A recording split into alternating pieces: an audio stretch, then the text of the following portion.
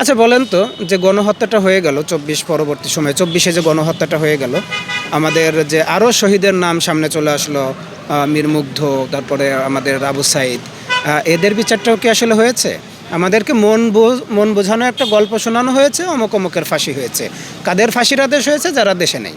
দেশের ভিতর কেউ আছে এরকম কারো ফাঁসি আদেশ শুনেছেন? বরং এদেরকে আরও দায় মুক্তি দেওয়ার জন্য আদালতে এটাকে নিয়ে প্রহসনের বিচার চলতেছে।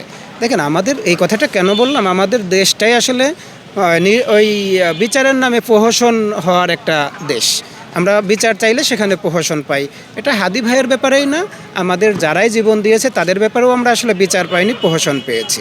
তবে এটা একটু দেরি হলেও আমরা চাই যে এই সরকার থাকতেই হাদি ভাইয়ের বিচারের নামে প্রহসন না হয়ে যেন চার্জশিটটা আরেকটু শক্তপোক্তভাবে হয়ে যায়, মামলার ফাউন্ডেশনটা শক্তভাবে দাঁড়িয়ে যায়, এবং পরবর্তী যে সরকার আসবে সেই সরকার যেন সারা বাংলাদেশ মানুষ একটু চেষ্টা করে যেন ইনসাফের সরকার কায়েম করে, এরকম একজন সরকারকে তারা দাঁড় করায়, যেন আমার ভাইদের বিচার, শুধু হাদি ভাই না, সমস্ত শহীদদের বিচার যেন আমরা পেয়ে যাই।